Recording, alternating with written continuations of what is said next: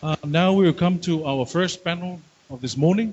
Um, may I now invite our facilitator and panel members for our first panel for this morning, which is on digital ID.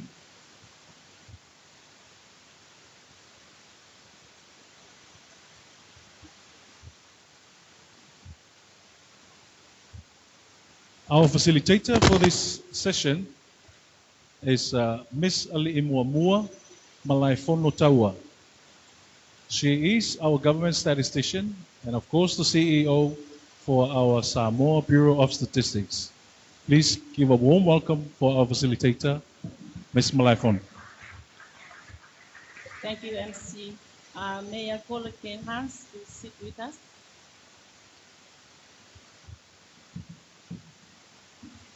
Ladies and gentlemen, I think you are glad to be a female voice. My role is as a facilitator is to keep the time and manage the Q&A session in a specific way. In that regard, I will give our speakers a combined 20 minutes for their presentations and the last 20 minutes for Q&A. The rest is mine. For now, allow me to introduce Ms. Mariana Dahan. She is the CEO and founder of the World Identity Network. She is also a founding member of the Global Blockchain Council, launched in 2017. And before that, she was leading the identification development agenda for World Bank. Ms. Mariana.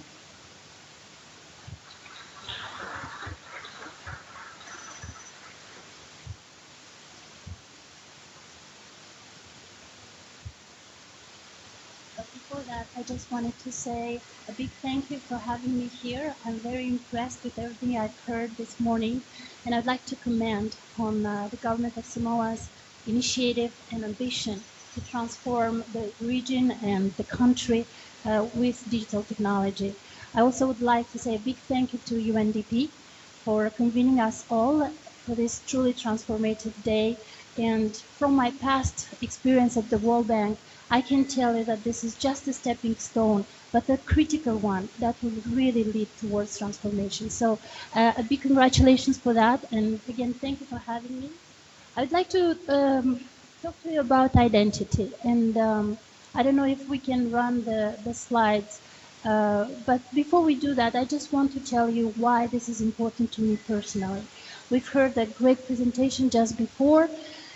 I am being touched by the topic of identity since my birth. In fact, as many of you here, I am not born in a fancy country that is topping the ranks of development. I am born in Europe's poorest country, Moldova, and I am born without an identity, in a poor village, in a poor part of the country, where ID documents were very rare and birth registration was almost inexistent back in times. Now, why is identity so important? At the human level, I think each of us understands that without a way to prove who you are basically unable to do some of the most basic things that some other people in other countries take for granted, like enrolling in school, getting health care, getting a travel document, go away, make your life, make a living, open a bank account, get a job. All of that is completely closed off.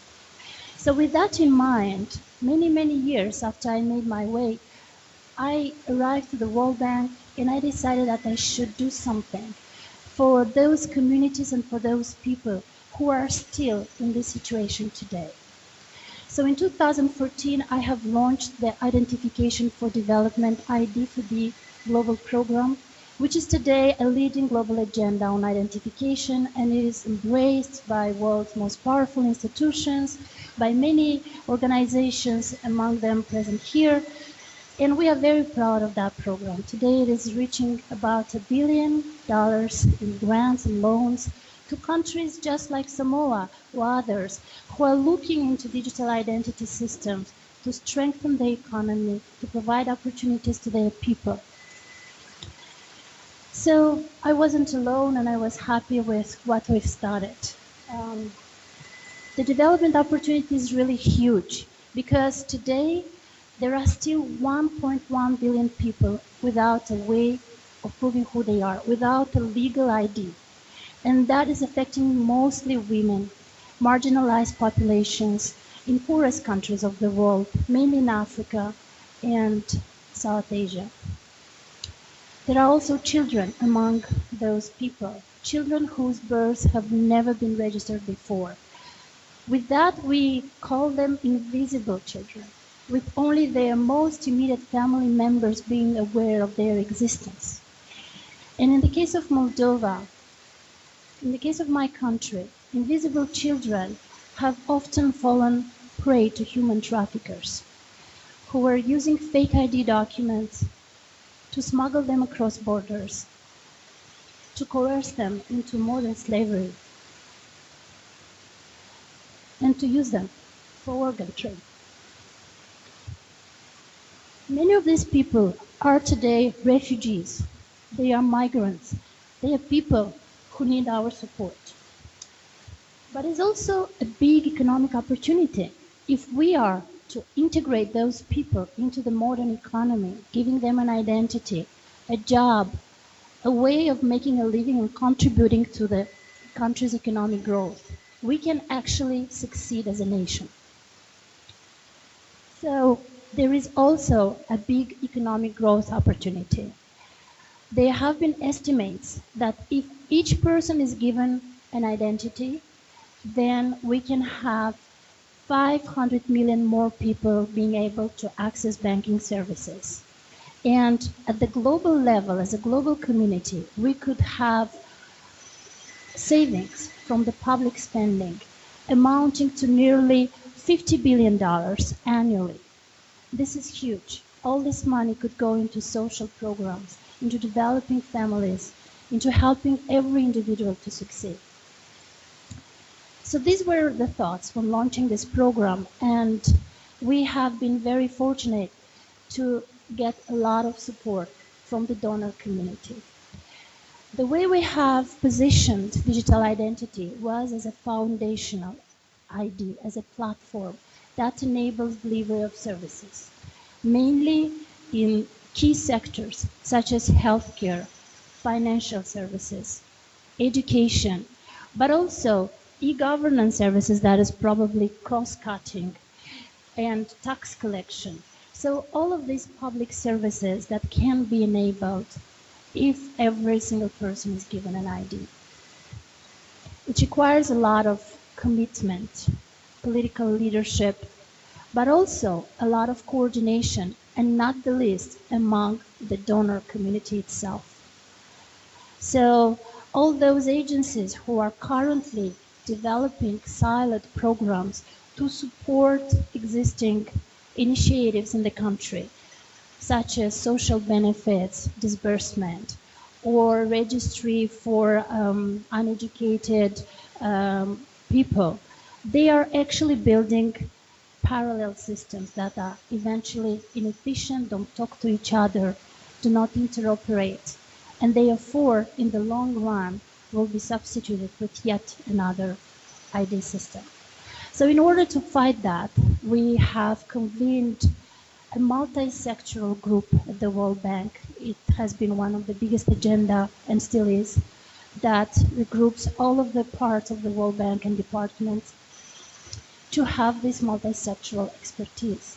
And we have replicated that at the country level with interministerial coordination mechanisms, because digital identity is not for just one program, is not for just one ministry, it is for the entire country. So there have been many successes where we've been able to improve coordination within the ministries and also the donor community. Some of the examples of the possible results, and this is being updated as the World Bank's ID4D program is present now in more than a dozen countries and indirectly helping many others.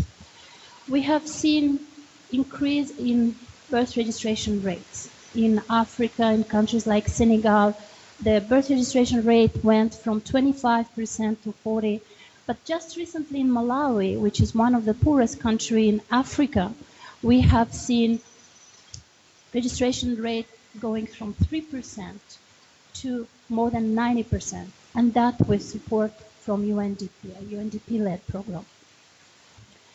We have seen also improvement in inclusion of those who have previously been left out of the system.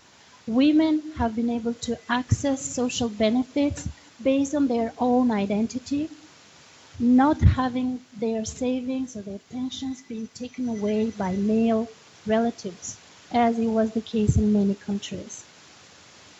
We have also seen how flows of social benefits overall in general have improved, and how the government spending has also been reduced, like in the case of Nigeria, where biometric enrollment of government officials allowed to detect ghost workers who were still getting pensions and salaries. And this resulted in huge savings for the government that then could be used for other purposes. So as you see, the benefits are really huge. And it's really important that the government and the citizens work together to make this happen. We can have another example, India. India's Aadhaar program. This is probably something that you've heard most lately. It allowed the government to enroll more than 1 billion people. These were people providing their fingerprints, iris scans, oftentimes both. And it allowed to enroll biometrically people who have never been reached before, the so-called untouchables, the people who belong to lowest caste in India. I used to comment a lot on this program, actually, and I used to tell a lot of good stories, but something terrible happened. Lately, something unplanned has been on the radar screen, to the point where a lot of development agencies were unable to take a stance on what's going on in India. In a stream of high-profile security and data privacy breaches, we've seen that a lot of this intimate. You have 5 minutes, please. Thank you. Intimate information, personally identifiable information was compromised and was exposed, so that people were no longer safe under the government's identification program. It is with that in mind that I have decided to create the World Identity Network, an organization that looks at building better systems, more inclusive and more secure. And we do that with the use of the latest technologies, of the breakthrough technology today, the distributed ledger technology, the so-called blockchain. Blockchain allows to address risks, such as misuse of personal data, vendor lock-in, intermediaries. What is blockchain? It is basically a global notary, a distributed database that allows to store in a very secure manner the data. And in this case, we talk about identity data of the people. It goes back to the question of trust. Who should we trust in our digital economy? Previously, we all know, people were trusting more the tribal leaders and the commercial banks, or in the past, the hybrid between the commercial and the public institutions. But now this time is gone. In our interactions and transactions, we no longer want to rely on that intermediary. We are actually at the point in time where we trust more a digital algorithm and a network of computers to attest the veracity of our interactions and to verify the information, the identity of the people behind their computers.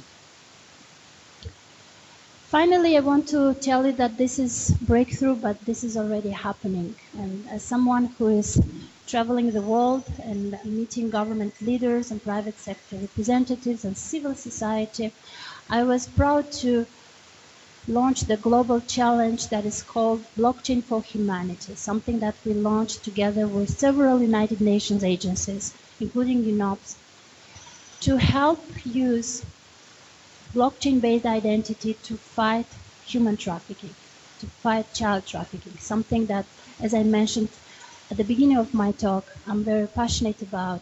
And the first country adopting this and launching this pilot is my country of birth, is Moldova.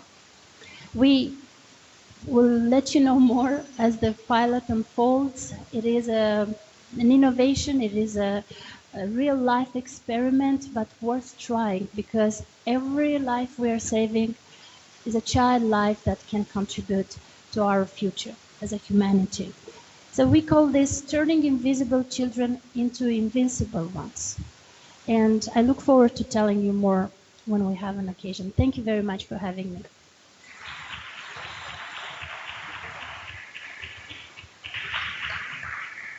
Thank you, Mariana. Hans, would you like to add on before I give the floor some questions? Yeah, I think my comment is that, as Mariana said, that identity must be ensured from the very beginning, from the moment of birth, and will continue with you until the end of your life. So, and even later.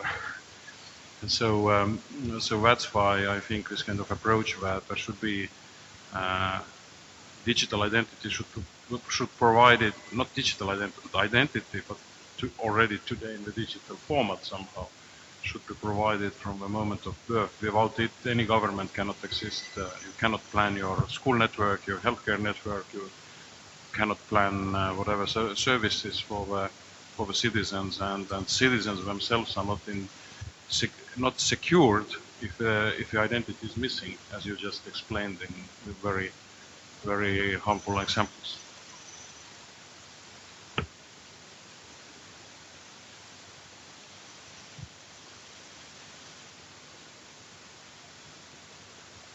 Okay. Now for questions, it's now time for questions and answer. Please keep them short and straight to the point, and also try and link them to the situation in the Pacific and where we want to be in the future. I'll take 3 questions from the floor for Hans, and another 3 questions from the floor for Mariana, and then I'll give them time to respond. So may I have the first 3 hands for Hans, please? I'll have one here from the table here. One gentleman in the middle. One more. Okay, and one gentleman. Thank you. Can we have the first question here, please? Hello, it's Joanna Valente here from Australia. Just interested in the balance between test and learn and very organic, agile approaches versus perhaps some of the older style governance, central control approaches. The reason why I'm asking the question is I think we can create the spaghetti, you use the word spaghetti, to describe the messiness of interactions.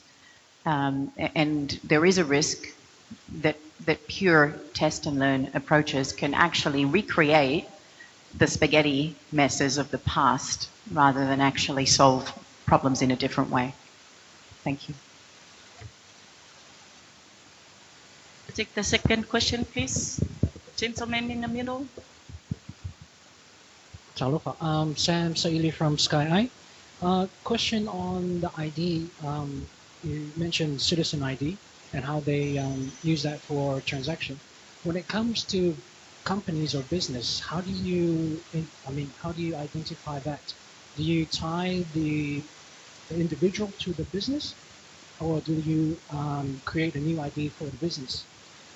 Second, in terms of when you're doing the ID for the citizens, do you also integrate GIS information into it, like the location and things like that? Thank you.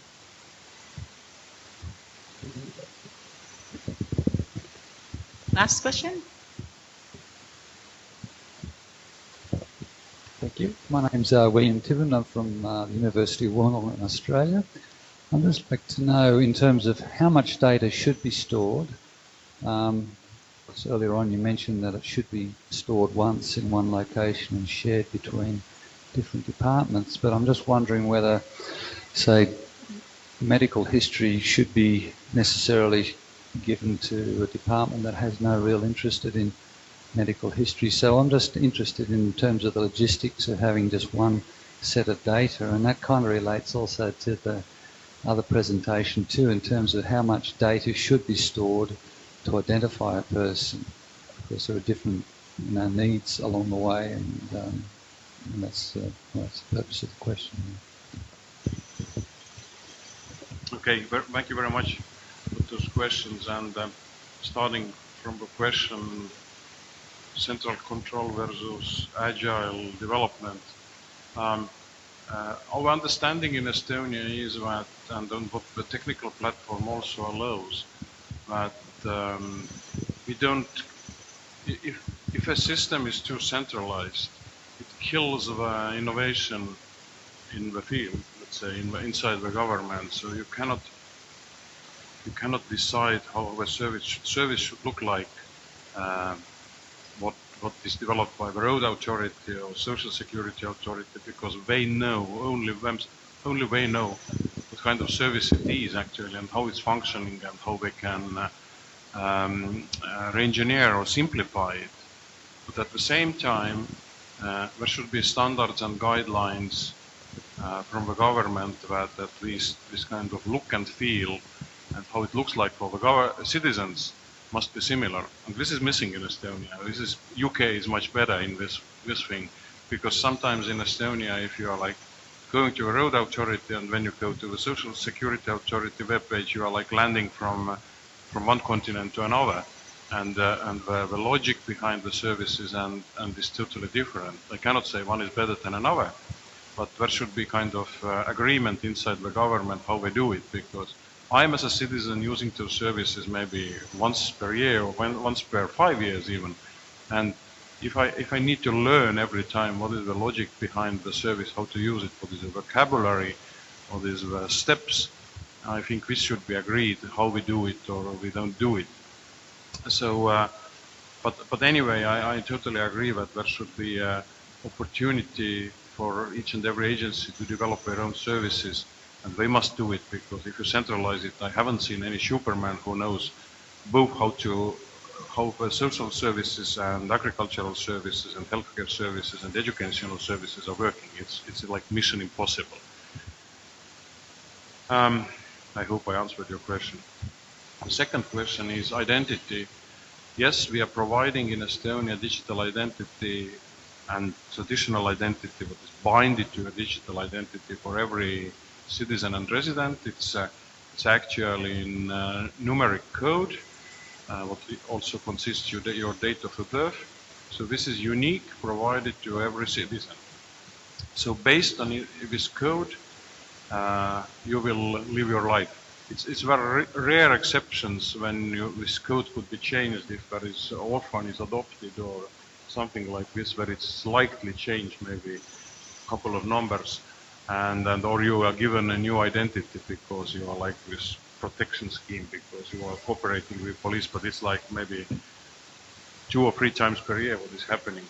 So so this number will follow you even you change your name. Now all your activities are connected to this number. If you register your child to a school, this unique identity number is used. If you buy property, this unique identity number is used to prove or connect you as a person with the property. If you are now involved in business, also you are connected to certain company through this number and then this identity. So if I'm as a representative of a company signing the contract, in my digital signature also this number will appear, and there is usually very much automated check to a business registry who knows that I'm as the owner of a company or legal representative of the company can represent the company. So it's all ecosystem, what is all like connecting digital identities of the businesses, land, vehicles, and citizens, and providing me also different roles. I can be at the same time a government official, so it's connected, this role in my government connected to my identity. If I'm at the same time working in the board member in the voluntary organization, this connects me to this organization also. So it's like the whole ecosystem is built based on the unique identity number of the citizens. So this is how this ecosystem works. I hope I answered your question.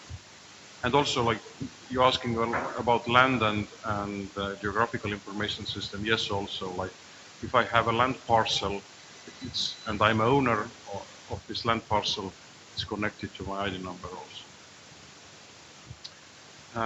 And last question was about once only principle and how we actually store it. Definitely, there is a large set of data what is not like a primary data from a government. Let's say we are considering primary data resources as a population registry for the citizens, business registry, land registry, property registry, vehicles registry, and maybe some others. So those are primary registries, and in those registries you cannot you must use those registries as a primary source for information. You cannot collect my data about my birth, about my home address, what is registered in the population registry, to any other registry. You cannot collect property information to any other registry than the property registry. And those are primary sources and connected through X-road, so all who have right to access the data can access this data. When it's coming about the medical history and medical data, this is definitely much more sensitive question. So there is in medical, for medical information, there is a central repository of basic medical data about me, what is reusable for other doctors also. So if I do X-rays in one hospital and I'm visiting another hospital after 2 weeks or 2 years, the doctor can access through this system also my previous X-rays or any other medical treatment information. But it's in basic layer, because the most of the data is still kept in certain hospital, but they must pump up to the central system at least very short information about me to avoid any kind of risks that I'm mistreated. In this case of medical information, actually I can close down all this medical information.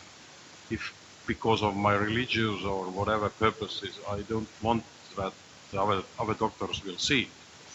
But I think a couple of people have done it in Estonia also, but it's just a couple of people. And there is also, but when I'm taking a risk that if it's not accessible to other doctors and I'm mistreated, I don't know, injected wrong blood or given wrong medicals because they didn't see what happens earlier, then I'm taking this risk. And this is not in my best interest, definitely. And there is also an opportunity that if I'm getting into a traffic accident and I'm taken to the hospital without any sense, so they can like break the window and access the information if there is an emergency. So they can take a look at if there is an emergency. But this is the medical part, what is always like the most sensitive. If it's about educational data, like a general reports of my graduation, of my, we have like a national exams results. It's not public, but it's accessible for those ones who can access. So if I graduate from a junior high school, results are automatically open to the universities, so they can evaluate me and accept me to the university. I do not need to send them. I just need to mark that I graduated from Tallinn Junior High School, now I want to enter Tartu University, and I just send a notification to Tartu University that I'd like to apply for the grants with access to the data already. Thank you, Hans. Can I ask one small question? At what age does the citizen of Estonia eligible to have a digital ID? We are getting identity immediately after the birth is made. So actually the ID number we are getting immediately in the hospital, so hospital is issuing it and registering the birth already, and then the parents have 1 month to provide the name for the newborn baby also. But the digital part is open from the year when they are 16 years old. So they can get the card with the chip, but the chip is just a decoration now because they cannot use it. But when they are 16, then they can start to use also digital services. Now take 3 questions for Ms. Mariana. So may I have 3 questions, please? I have one in the front. Another one. Yeah, one more. One in the middle. Thank you. Hans. Mariana, could you elaborate a bit on regional collaboration examples around digital identities, if you have any from your past experience? Cooperation between different countries.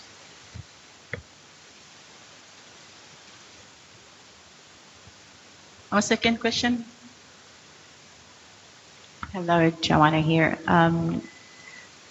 Some modern societies have really struggled with digital identity. Australia, for example, has absolutely struggled to implement digital identity. It's going to try one more time. Hopefully this time we will succeed.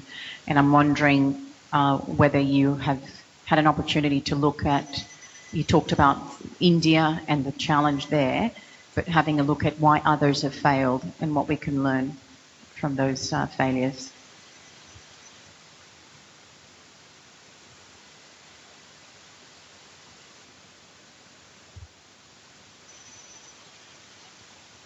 Paul Seaton, New Zealand Ministry of Foreign Affairs. It's really an extension to that previous question actually, is around the implementation and what kind of recommendations that you've seen from other countries that could be applied to some of the economies in the Pacific, what kind of lessons learned about successful deployments of digital ID, practical steps to implement.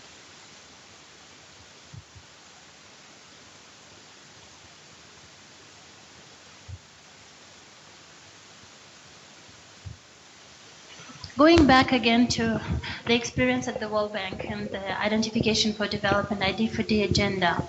Already in 2014, we were thinking about ways of developing regional approaches. The same way we were thinking at the national level of having different ministries and entities collaborate together, building an interoperable platform. The same logic applies at the regional level. I mean, the efficiencies in costs, in savings, and also getting more benefits are only amplified if you develop that at a scale. For countries like, let's say, West Africa countries, they have a proximity which is not only geographical, political, it's also cultural. So this is why we have at that time encouraged the development of regional programs on identification. We worked with African Union and ECOWAS to develop those schemes that would encourage bundled approaches, which will also lead to joint procurement of systems. So this is an idea that, of course, has to transcend a lot of constraints, mainly political. There is also some phobia of migrant flows. But overall, I think the approach of developing something that is similar to the Schengen space, right, where there is a recognition of digital identity and not only just of the passports or the ID cards, but it also goes toward digital signatures, recognition of other services being provided in one country by another country. Something that you may know is called eIDAS, is a really a good example that is currently being replicated in other regions of the world. So I have great hope for the Pacific region in that sense, and I think that such a conglomerate of small islands would only benefit if working together and submitting a joint proposal to the donor community who then will see the benefits of some shared infrastructure, reduced costs, and shared benefits for all of the citizens of the Pacific. Now, going to the question on where did this fail? And I think we are writing the story as we go. This is a nascent agenda. I remember myself in 2014 being probably the only one talking about digital identity for development and how this can impact, like I just said, every single citizen and individual. Now it became a global agenda. We have always looked at Estonia as one of the most successful countries being able to achieve that at scale, at the national scale. But we also looked at countries who were trying to do so and didn't succeed. Currently, I am probably in a stream of thought that spots these flaws at the identity, data, ownership, and management.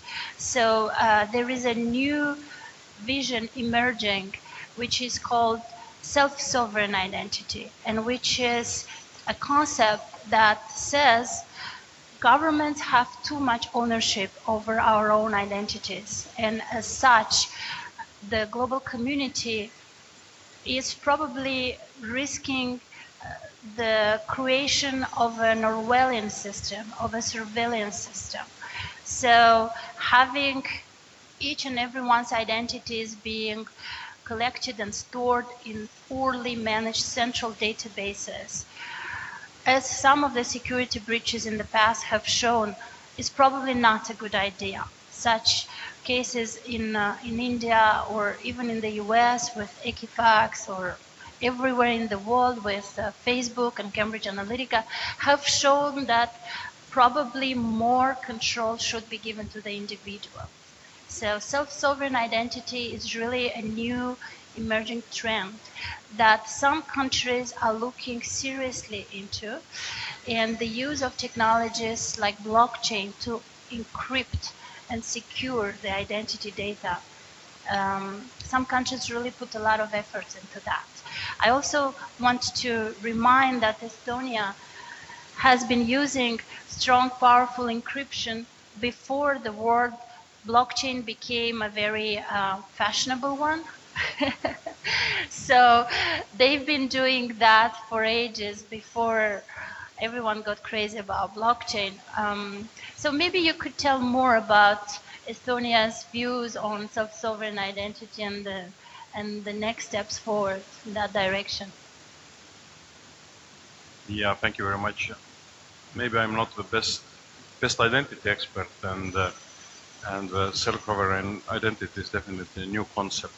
But I think what is our understanding that somehow still the government might be the only one who can verify someone's digital identity, or prove it at least in one point, because it cannot be Google or Facebook or Equifax or MasterCard.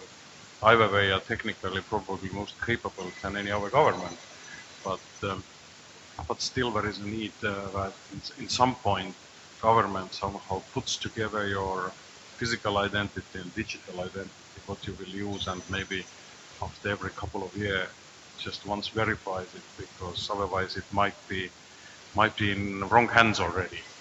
So, but I think the digital identity and connected to the physical identity is becoming more and more important also in the Pacific region, because also here we see that people are born in one country, living in another country, working in the third country maybe in one day. So the information and digital identity should move together with them. And in Europe, as you mentioned, the European approach to recognize mutually the digital signatures and digital identities are also getting more and more important, because in Europe there are hundreds of thousands and millions of people who are even commuting in daily basis from one country to another, living in Germany, working in France, or vice versa. So, and all the social security, taxes, everything what is connected to it should be somehow organized. Also, the digital signature, what I touched briefly also, it's becoming more and more important, because if you're making business globally, we must somehow recognize each other's digital signatures, and it's not just adding into PDF document your copy of your physical signature. I can falsificate it in 7 seconds. It's so easy, but many people still think that this is the most trusted, and this is digital signature. Forget about it. It's just a photocopy of your signature. But as we are very interested to make a global business, and this is also a very big challenge for Pacific countries to enter the global market with their services. So you need to understand who is your trusted partner to sign the contracts. If you're sending the contract by ordinary mail from here to Estonia, it probably ends up that I will receive it before Christmas, and then I'm sending it back, you will receive it before another Christmas. So, and the winners in this game are only DHL and UPS and the airlines who are providing me first-class tickets for businessmen just to go and sign the contracts. So we need to think also how we mutually can recognize the digital signatures and provide this opportunity to our citizens to use it also, both internally but also globally. What we have learned in Estonia actually, that the digital signature, it's just a very small part of those digital signatures what Estonians have provided are connected to the government services. This is, I think, less than 5%. So mostly you approve your bank transactions with a digital signature, which also gives for the bank much more better feeling that this is really the guy who is now transferring the money, who is owning the account. And also like business-to-business contract or citizens-to-business contract, if I'm renewing my mobile phone subscription or renewing my whatever satellite channels, I always must approve it with a digital signature, not only with just clicking yes or no, but also adding digital signature. It provides much better security also for the companies to understand who are their clients and avoid different kind of fraud. And on the top of it, it also provides big savings for the companies, but also for the government, because to store the digital documents, it's cost just a very marginal price of if you're storing paper documents. All those customer contracts, you can imagine, I don't know, Telecom of Samoa having them probably in bigger room than this one, all the customer contracts. But if you're storing in digital, it probably fits to this computer. And this is also saving for the nation, not only for certain companies. We just don't need to do useless work. I agree with you. In fact, I think Estonia is one of the most visionary countries out there who decided that in order to get to the next frontier, you have to get everything in order first. So in the blockchain world, we call this garbage in, garbage out. If you don't have already everything digitized and in nearly perfect condition before thinking of the blockchain, then forget about it. Then your system that you're building is going to be flawed as well, because it doesn't sit on a stable basis. There are many people, you probably heard this debate before, in the Silicon Valley who advocate for a very reduced role of the government in identity management, and I am among the few ones who actually says that government still has a huge role to play, and we've seen this across sectors, not only in this one. I originally started my career 2 decades ago in telecommunications industry, and then we were talking still about the state monopolies that we wanted to demonopolize and get more licenses for mobile operators, etc. Now, there are probably only 1 or 2 monopolies in the world left. Everyone else liberalized the markets. The only way we did that, it took a lot of people, a lot of development agencies and experts, is to demonstrate to the government the benefits of opening up the market and doing things differently with the use of new technologies. So similarly, in this space with the blockchain and self-sovereign identity, I believe that the role of the government is really important. It is looking at the next wave of technology and what are the benefits that it can bring to each and every one of us. And that's how countries like Samoa could totally leapfrog to a different model. Because the old identification models we've been advocating for just 5 years ago are outdated because this technology is moving so fast. And we noticed that when we build huge systems like Aadhaar program in India, we can run into issues that nobody has foreseen. So what are the tools and technologies out there that can allow us today to correct the course and also allow us to have more ownership and more security of our data? And I believe this is the self-sovereign identity. And please reach out to me if you'd like to know more, and be happy to help you here in Samoa.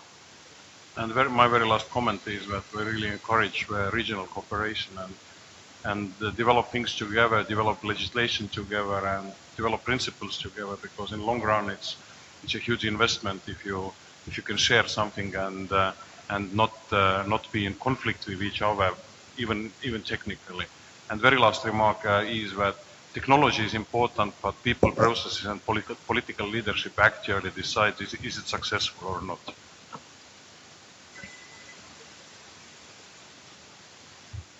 Now, if you have any burning questions, we have a Dropbox area. You can leave your questions here. But now I'll take this time to thank our panelists here for taking us through the digital ID. On behalf of the organizing committee, we have prepared a small token of appreciation for your presence here. And for your great contribution to this conference.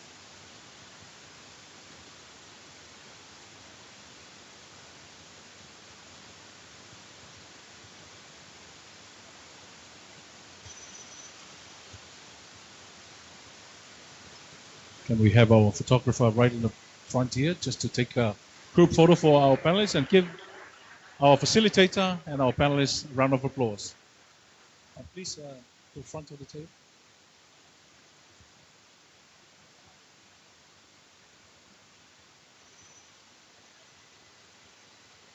And smile.